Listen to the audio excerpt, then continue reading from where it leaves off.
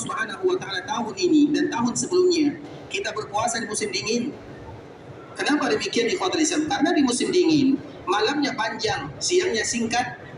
Kalau di musim panas itu malamnya singkat, siangnya panjang sekali.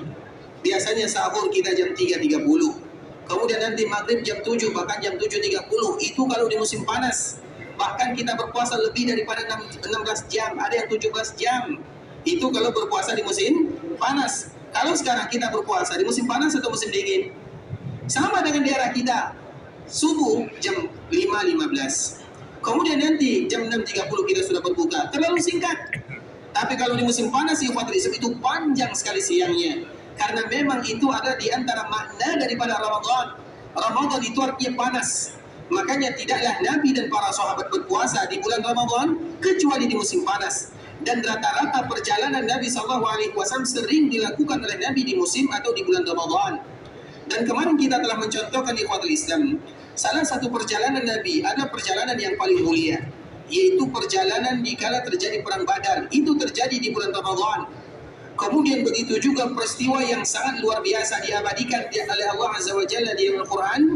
Bahkan disebutkan Al-Fatah, suratul Fatah, Inna fatahna laka fatham mubina. Itu adalah ayat yang menceritakan tentang Fathu Makkah pada tahun ke-8 Hijriah, dan Nabi berjalan dari Madinah bersama 10.000 pasukannya untuk membebaskan kota Makkah Al-Mukarramah. Itu juga terjadi di bulan Ramadan. Makanya kita kemarin menyebutkan ikhwatul Islam, Nabi SAW melakukan salat tarawih itu hanya 2 kali atau 3 kali atau 4 kali Nabi berjamaah bersama kaum muslimin. Sisanya kemana Nabi SAW? Karena sering Nabi melakukan safar. Apalagi yang namanya peperangan melawan musuh-musuh Islam itu terjadi di bulan Ramadan. Sehingga Nabi jarang melakukan salat tarawih di kota Madinah, kecuali beberapa hari yang kemarin tidak kita jelaskan. Karena seringnya Nabi SAW melakukan safar, mulai dari ibadah puasa diwajibkan pada tahun kedua Hijriah, yaitu di bulan Ramadan. Maka safar ini atau Ramadan ini Nabi berada di Badar. Apa yang terjadi di Badar? Terjadi peristiwa yang kemarin telah kita ceritakan. Peristiwa di mana Allah memberikan kemenangan kepada kaum muslimin, dan kaum muslimin berada di titik yang terlemah. Karena mereka memang tidak ingin melakukan peperangan.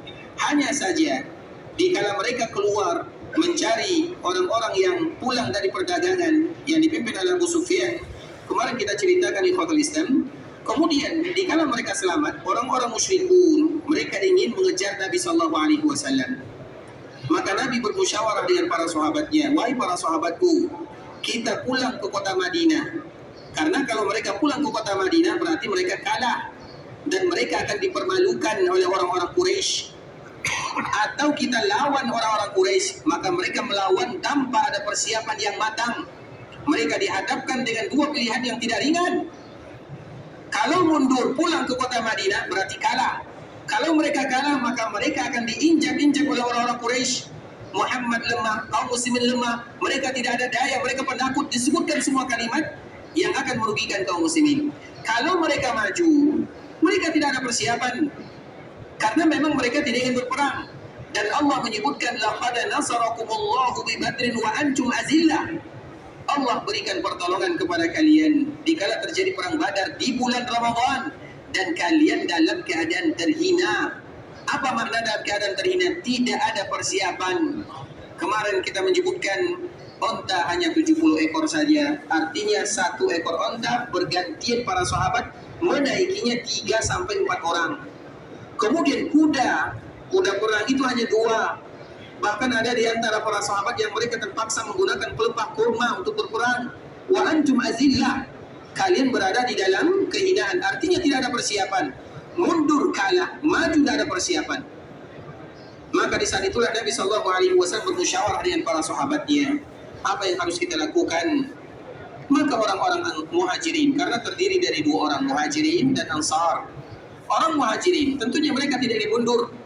Karena memang itu adalah cita-cita mereka datang ke kota Madinah. Sedangkan orang Ansar, jumlah mereka yang terbanyak. Orang Muhajirin sedikit, kurang lebih 60 orang. Sisanya adalah orang-orang Ansar. Kemudian dikala Nabi minta pendapat kepada para sahabatnya, Maka di saat itulah orang Muhajirin mengatakan, kami siap bersamamu ya Rasulullah. Kemudian Nabi bangga, tapi Nabi menunggu jawaban orang-orang Ansar karena jumlah mereka yang terbanyak. Kemudian apa kata salah seorang pemimpin Ansar, ka'annaka turiduna, ya Rasulullah, engkau ingin menginginkan kami yang berbicara. Maka di saat itulah mereka mengatakan, ya Rasulullah, kami tidak akan pernah mengatakan sebagaimana yang dikatakan oleh Banu Israel kepada Nabi Musa. La naqulu kama qalat Banu Israel li Musa. Kami tidak akan berbicara kepadamu sebagaimana Nabi Musa, umatnya berbicara kepada Nabi Musa. Apa ucapan umat Nabi Musa kepada Nabi Musa? Karena kejadiannya sama-sama dihadapkan dengan pilihan yang berat. Nabi Musa juga diperintahkan oleh Allah untuk berjihad, masuk ke Baitul Maqdis. Kemudian apa jawaban umatnya? Izhab anta wa rabbuka faqatila inna hahuna qa'idun. Wahai Musa, kami tidak akan pernah ikut berperang. Silahkan kamu pergi berperang. Kamu bersama Tuhanmu. Kami duduk di sini melihat kalian sedang berperang. Jawaban yang membuat Nabi Musa bersedih. Jawaban yang membuat Nabi Musa mengatakan, fafruq bainana wa bainal qaumil fasiqin. Ya Allah, pisahkan aku dengan orang-orang yang tidak mau taat kepadamu.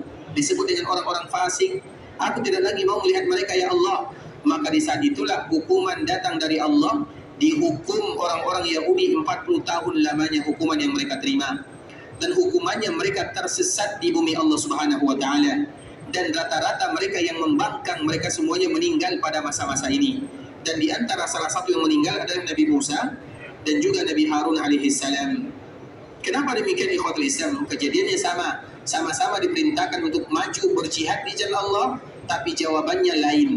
Nah, apa kata umat Nabi yang berasal dari Ansar? Ya Rasulullah, kami tidak akan mengatakan sebagaimana yang dikatakan Bani Israel kepada Musa, tapi kami akan mengatakan, pergilah kamu bersama Tuhanmu berperang, dan kami akan ikut berperang bersamamu.